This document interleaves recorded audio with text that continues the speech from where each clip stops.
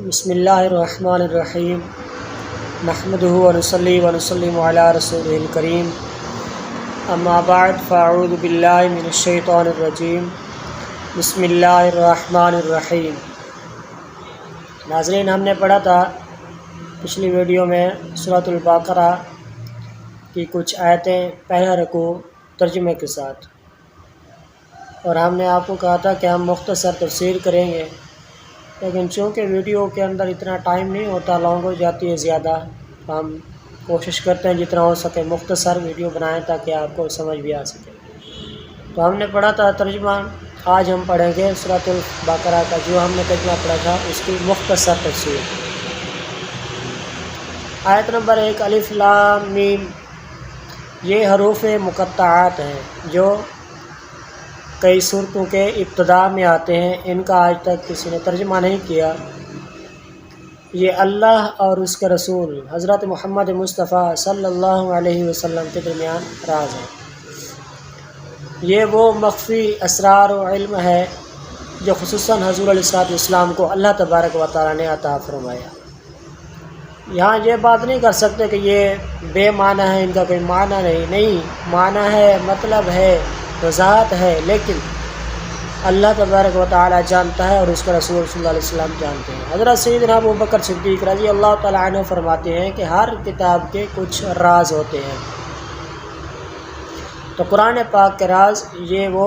الفاظ ہیں، حروف مقطعات ہیں جو کئی صورتوں کے ابتدا میں لکھے جاتے ہیں۔ آگے فرمایا ذالک الکتاب لا ریب فیہ، یہ وہ کتاب ہے لا ریب فیہ، اس میں کوئی شک و شبہ نہیں، کیونکہ شک و شبہ اس چیز میں ہوتا ہے جس کی حقانیت پر، جس کی سچائی پر کوئی دلیل موجود نہ ہو، لیکن قرآن مجید فرقان حمید برہان رشید اپنی سچائی کی دلیل بالکل واضح طور پر رکھتا ہے کہ لا ریب فیہ، اس کے اندر کوئی شک و شبہ نہیں ہے، یہ اللہ تبارک و تعالیٰ کی طرف سے ایک حق اور سچ کتاب ہے، اللہ تبارک و تعالیٰ کا کلام ہے جو اللہ تبارک و تعالیٰ نے اپنے نبی کریم رؤوف الرحیم حضرت محمد مصطفیٰ صلی اللہ علیہ وسلم کو عطا فرمایا ہے۔ تو اب لا ریب فیہ، اس کے اندر کوئی شک و شبہ نہیں کہ جس طرح کسی اندھے کے انکار کی وجہ سے سورج کے وجود کے اندر شک پیدا نہیں ہو سکتا، وہ مشکوک نہیں ہو سکتا، اسی طرح کسی کی عقل، کوئی بے عقل، کم عقل اور کسی مخالف انسان کے انکار کی وجہ سے کہ یہ قرآن پاک معاذ اللہ جھوٹا ہے، تو اس کے انکار کی وجہ سے قرآن پاک کی حقانیت اور اس کی سچائی مشکوک نہیں ہو سکتی۔ لا ریب فیہ ہمارے لیے اتنا کافی ہے کہ اللہ تبارک و تعالیٰ نے فرما دیا کہ اس کے اندر کوئی شک و شبہ نہیں، اس کے اندر جو بھی بیان کیا گیا وہ اللہ تبارک و تعالیٰ کی طرف سے حق ہے۔ ھدی للمتقین، ہدایت ہے ڈرنے والوں کے لیے، متقی لوگوں کے لیے۔ اس آیت کے اس حصے کے اندر اللہ تبارک و تعالیٰ نے متقی لوگوں کا ایک وصف بیان کیا ہے کہ وہ لوگ جو اللہ تبارک و تعالیٰ کی ذات سے، اس کے خوف سے ڈرتے ہیں، ان کے لیے ہدایت ہے، کیونکہ قرآن پاک کے اندر ہدایت کا کنسیپٹ جو ہے وہ ہر سب کے لیے عام ہے۔ اسی سورۃ البقرہ کی آیت نمبر 185 کے اندر فرمایا ھدی للناس، ہدایت تمام لوگوں کے، یہ جو تمام ہے اس کے اندر یہود و نصارہ، عیسائی،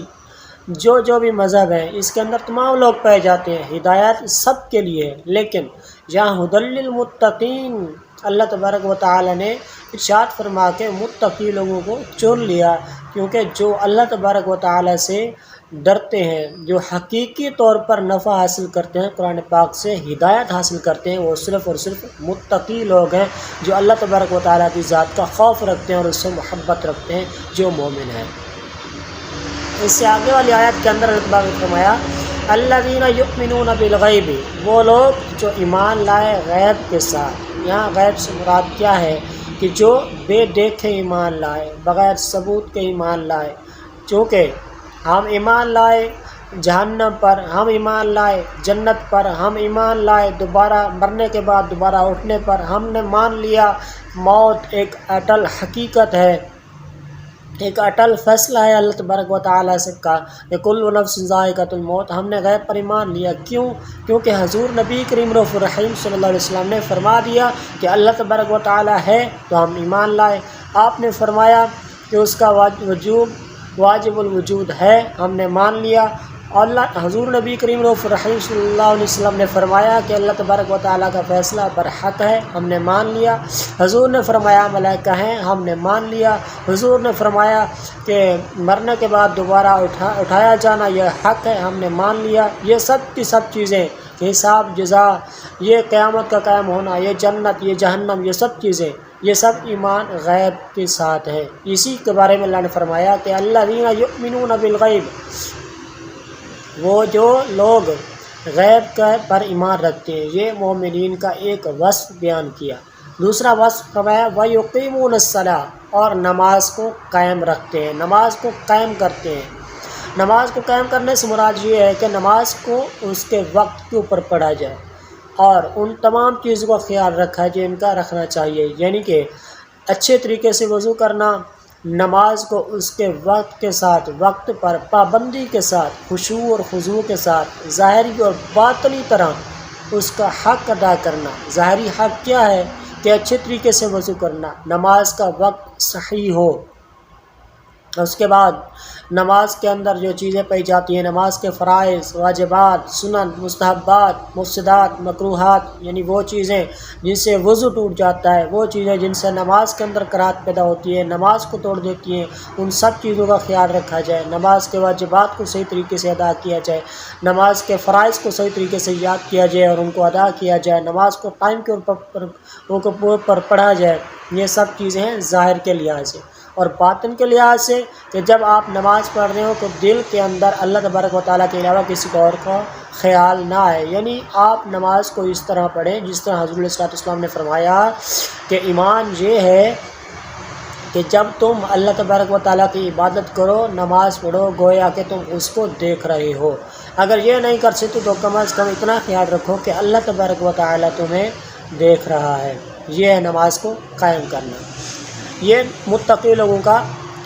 نیک لوگوں کا، مومن لوگوں کا دوسرا وصف کہ نماز کو وہ قائم کرتے ہیں، نماز کو پابندی وقت کے ساتھ پڑھتے ہیں، اچھے طریقے سے پڑھتے ہیں، خشوع اور خضوع کے ساتھ پڑھتے ہیں۔ اور اس کے بعد فرمایا وَمِمَّا رَزَقْنَاهُمْ يُنْفِقُونَ، اور خرچ کرتے ہیں اس رزق میں سے جو ہم نے ان کو دیا ہے، ہمارے راستے کے اندر خرچ کرتے ہیں۔ خرچ کرنے سے مراد یا تو یہاں زکوٰۃ ہے کہ اللہ نے فرمایا وَأَقِيمُوا الصَّلَاةَ وَآتُوا الزَّكَاةَ، کہ نماز کو قائم کرو اور زکوٰۃ ادا کرو۔ اور زکوٰۃ کے علاوہ جو صدقے کے اندر آ جاتی ہیں، کسی غریب کا بھلا کر دینا، یتیم کی، مسکین کی، فقیر کی مدد کرنا، علماء کی مدد کرنا، مساجد کے اندر چندہ وغیرہ دینا، مدارس کے اندر دینا، یہ سب کے سب اللہ تبارک و تعالیٰ کے راستے میں خرچ کرنے کے ہیں۔ اور اللہ تبارک و تعالیٰ نے یہاں متقی لوگوں کا تیسرا وصف بیان کیا کہ ہدایت ہے ان لوگوں کے لیے جو اللہ تعالیٰ سے ڈرتے ہیں۔ جو ڈرنے والے ان کا پہلا وصف ہے کہ غیب پر ایمان لائے، ان کا دوسرا وصف، ان کی تعریف یہ ہے کہ وہ نماز کو قائم رکھتے ہیں، اور تیسرا وصف یہاں یہ بیان کیا گیا کہ وہ اللہ تبارک و تعالیٰ کے راستے میں بخل نہیں کرتے بلکہ سخی بن کر اللہ تبارک و تعالیٰ کے دیے ہوئے رزق میں سے خرچ کرتے ہیں۔ آگے فرمایا والذین یؤمنون بما انزل الیک، وہ لوگ جو ایمان لائے اس پر جو آپ کی طرف نازل کیا گیا، اور من قبلک وما انزل من قبلک، جو آپ سے پہلے نازل کیا گیا۔ یہاں اس آیت کے اس حصے کے اندر آپ حضور علیہ السلام سے پہلے جتنے بھی انبیاء کرام علیہ السلام تشریف لائے، ان کے صحابہ، یعنی وہ لوگ جو تورات پر ایمان لائے، زبور پر ایمان لائے اور انجیل پر ایمان لائے، پچھلی تمام کتب پر ایمان لائے اور قرآن پاک پر بھی ایمان لائے، ان کا تذکرہ ہے۔ یعنی ان تمام انبیاء کرام علیہ السلام کا حق ہونا مانتے ہیں، ان کو حق پر مانتے ہیں، اللہ تبارک و تعالیٰ کا پیغمبر مانتے ہیں، اللہ تبارک و تعالیٰ کا نبی اور رسول مانتے ہیں، اور جو اللہ تبارک و تعالیٰ نے تمام کتب عطا فرمائی ان کو وہ سب پر ایمان رکھتے ہیں، اور تمام صحیح پر ایمان رکھتے ہیں، اور قرآن پاک پر بھی ایمان رکھتے ہیں، ان لوگوں کا ذکر ہے۔ تو یہاں امت مسلمہ، امت محمدیہ، ہم جو ہیں مسلمان، ہمارے لیے پر بھی فرض ہے کہ ہم پچھلی تمام کتب کے اوپر ایمان لائیں۔ جتنے بھی انبیاء کرام علیہ السلام ہم الحمدللہ ان پر ایمان رکھتے ہیں کہ وہ سب کے سب حق ہیں، سب کے سب سچ ہیں۔ ان کے اندر، ان کتب کے اندر جو اللہ تبارک و تعالیٰ کا کلام ہے، جو اس کے احکامات ہیں، وہ سب کے سب فرض ہیں، وہ سب کے سب حق ہیں، سچ ہیں، لیکن ان کے اوپر عمل کرنا ضروری نہیں۔ جیسا کہ پچھلی شریعتوں کے اندر کہ ایک مثال کے طور پر بیت المقدس قبلہ تھا، لیکن آج ہم اس کو بیت المقدس کو قبلہ تو مانتے ہیں، لیکن نماز کے وقت اس کی طرف منہ کر کے نماز پڑھنا جائز نہیں، چونکہ یہ حکم شریعت محمدیہ، شریعت مطہرہ کے اندر منسوخ ہو چکا ہے۔ تو اس لیے ہم اجمالی طور پر تمام کے اوپر ایمان رکھتے ہیں، اور ایمان رکھنا فرض ہے۔ اجمالاً ایمان رکھنا، ایمان لانا تمام انبیاء کرام پر، تمام کتب پر، قرآن پاک پر فرض ہے۔ اور وما انزل الیک، اس کے اندر پورا قرآن پاک ہے اور پوری شریعت مطہرہ ہے کہ دین کے بعض حصوں کے اوپر ایمان لائے، بعض کے اوپر نہیں لائے، اس سے مراد یہ نہیں ہے۔ وما انزل الیک، ما انزل الیک، جو آپ کی طرف نازل کیا گیا وہ پوری شریعت مطہرہ ہے۔ جو آپ سے پہلے تمام کتب نازل ہیں ان پر بھی ایمان رکھتے ہیں، اور جو آپ پر نازل کیا گیا قرآن پاک، آپ کی شریعت، اس پر بھی ایمان لاتے ہیں۔ وَبِالْآخِرَةِ هُمْ يُوقِنُونَ، اور یہی وہ لوگ ہیں جو آخرت پر یقین رکھتے ہیں۔ تو آخرت پر یقین ہم نے کیسے کر لیا؟ حضور علیہ السلام نے بتا دیا کہ قیامت قائم ہوگی، حساب و جزا ہوگا، ہم نے مان لیا، یہ آخرت پر یقین ہے، اس کے اندر کوئی شک و شبہ نہیں ہے۔ اس آیت کے اس حصے کے اندر یہود و نصارہ کے ان باطل عقائد کا ان کو دفع کیا گیا، ان کا جواب دیا گیا، کیونکہ ان کے ایسے سورۃ البقرہ کے آیت نمبر 111 کے اندر ہے ان کا عقیدہ ہے عیسائیوں کا کہ ہم صرف جنت میں داخل ہوں گے، ہمارے علاوہ کوئی اور نہیں ہوگا، اور خاص کر یہودیوں کا تو عقیدہ یہ ہے کہ ہم اگر جہنم میں گئے بھی صحیح تو چند دن جائیں گے، اس کے بعد نکل کر ہم جنت میں جائیں گے۔ تو اللہ تبارک و تعالیٰ نے ان سب کا رد کرتے ہوئے فرما دیا کہ حساب و جزا کا جو معاملہ ہے وہ اللہ تبارک و تعالیٰ کے ہاں حق ہے، وہ جس طرح چاہے گا وہ کرے گا اور انصاف کرے گا۔ تو یہودیوں کے ان عقائد کو باطل قرار دیتے ہوئے اللہ فرمائے وَبِالْآخِرَةِ هُمْ يُوقِنُونَ، کچھ تو ہیں وہ جو یہ آخرت پر ایمان ہی نہیں رکھتے سرے سے، تو ان کا بھی رد کیا گیا۔ وَبِالْآخِرَةِ هُمْ يُوقِنُونَ أُولَٰئِكَ عَلَىٰ هُدًى مِّن رَّبِّهِمْ وَأُولَٰئِكَ هُمُ الْمُفْلِحُونَ، یہی وہ لوگ ہیں جو اپنے رب کی طرف سے ہدایت پر ہیں، اور یہی وہ لوگ ہیں جو کامل کامیابی پانے والے ہیں۔ وہ کون لوگ ہیں؟ جن کے ابھی واسف بیان کیا گیا ہے، نماز کو قائم کرتے ہیں، بغیر دیکھے ایمان لائے، غیر پر ایمان لائے، اس کے راہ میں خرچ کرتے ہیں، تمام پچھلی کتب پر ایمان رکھتے ہیں، وغیرہ وغیرہ۔ تو ان کے وصف بیان کرنے کے بعد اللہ تعالیٰ نے فرمایا یہی وہ لوگ ہیں جو اپنے رب کی طرف سے ہدایت پر ہیں۔ آگے فرمایا ان الذین کفروا سواء علیہم، کہ محبوب علیہ السلام یہ وہ لوگ جن کی قسمت کے اندر کفر ہے، آپ ان کو ڈرائیں یا ڈرائیں، یہ ایمان نہیں لانے والے، کیونکہ روشنی کی پہچان رات کی پہچان دن سے، اور دن کی پہچان رات سے، اچھائی کی پہچان برائی سے، اسی طرح کے آپ کئی مفروضے قائم کرتے جائیں۔ تو اسی طرح اللہ تبارک و تعالیٰ نے پہلے پکے مومن، سچے مومن، جو ظاہری اور باطنی، اندر کے مومن، باہر کے مومن، ظاہر باطن دونوں طرح کے جو مومن تھے، ان کے اوصاف کو بیان کرنے کے بعد اللہ تبارک و تعالیٰ نے جو پکے کافر ہیں، دو آیتوں کے اندر اللہ تبارک و تعالیٰ نے جو پکے کافر ہیں ان کے حال کو، ان کی مخالفت کو، ان کے افعال کو، ان کے انجام کو ذکر کیا، پہلے مومنین کو، پھر کافروں کو، اور اس کے بعد پھر آگے منافقین کا ذکر ہے۔ یہاں کافروا سواء علیہم، جن کے مقدر کے اندر، قسمت کے اندر کفر ہے، یہاں کون لوگ مراد ہیں؟ یہاں وہ لوگ مراد ہیں جنہوں نے ذاتی طور پر حضور علیہ السلام کو تکالیف پہنچائیں، ابو جہل، ابو لہب، کیونکہ ان کی قسمت کے اندر ایمان نہیں تھا، ایمان سے محروم رہ گئے، ساری زندگی حضور علیہ السلام کو تکلیفیں دینے میں، سازشیں کرنے میں ان کی گزری ہے، تو اللہ تبارک و تعالیٰ نے ان کے حصے میں ایمان سے محروم رہ جانا لکھ دیا۔ کیونکہ اللہ تبارک و تعالیٰ کو معلوم تھا، اس لیے فرمایا کہ آپ ان کو ڈرائیں یا نہ ڈرائیں کہ آپ اللہ تبارک و تعالیٰ کے کہ تم اللہ تبارک و تعالیٰ کے احکامات کی پاسداری نہیں کر رہے اور اس کی مخالفت کر رہے، وہ عذاب دے گا۔ آپ ڈرائیں یا ڈرائیں ایمان نہیں لا سکتے، کیونکہ ان کی قسمت کے اندر کفر لکھتا گیا ہے۔ یہاں ایک بات اور واضح ہوتی ہے کہ ان کی قسمت کے اندر ازل سے کافر ہونا نہیں تھا، بلکہ جو ان کے اعمال تھے، جو ان کے کرتوت تھے، جن کی وجہ سے کفر لکھ دیا گیا، مثلا انبیاء اکرام علیہ السلام کو جھٹلانا، ان کی عداوت کرنا، بددینی، کفر، شرک وغیرہ، ان جیسے گناہوں کی وجہ سے ان کے قسمت کے اندر کفر لکھا گیا ہے۔ فرمایا ختم اللہ علی قلوبہم وعلی سمعہم وعلی ابصارہم غشاوۃ ولہم عذاب عظیم۔ ویڈیو پھر لانگ ہو گئی۔ اللہ تبارک و تعالیٰ نے ان کے دلوں کے اوپر مہر کر دی ہے، ان کے کانوں کے اوپر مہر کر دی ہے کہ وہ ان کے دلوں کے اوپر، کانوں کے اوپر اور آنکھوں کے اوپر پردہ ہے، وہ حق دیکھ نہیں سکتے، محسوس نہیں کر سکتے، اس سے فائدہ حاصل نہیں کر سکتے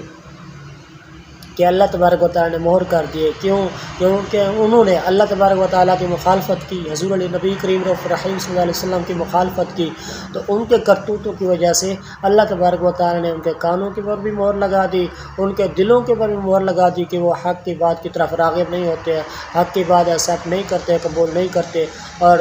آنکھوں کے اوپر بھی پردہ ڈال دیا کہ یہ حق ہوتے ہوئے، سامنے ہوتے ہوئے بھی، موجود ہوتے ہوئے، سامنے روز روشن کی طرح موجود ہو، پھر بھی یہ دیکھ نہیں سکتے۔ تو ان کے لیے وَلَهُمْ عَذَابٌ عَظِيمٌ، ان کے لیے دردناک عذاب ہے۔ یہاں تک ہم نے پہلے رکوع کا سورۃ البقرہ کا مختصر بالکل مختصر چیزیں جو ہم جتنا ہم کر سکتے ہیں ہم آپ کو بیان کیے۔ انشاءاللہ اگلی ویڈیو میں ہم کوشش کریں گے 2 سے 3 آیتیں پڑھیں اور ساتھ ہی تھوڑی سی مختصر تفسیر۔ تو ناظرین، آج کی ویڈیو آپ کو پسند آئے گی انشاءاللہ۔ کار ثواب سمجھتے ہوئے آپ بھی اس کو پورا سنیں، اور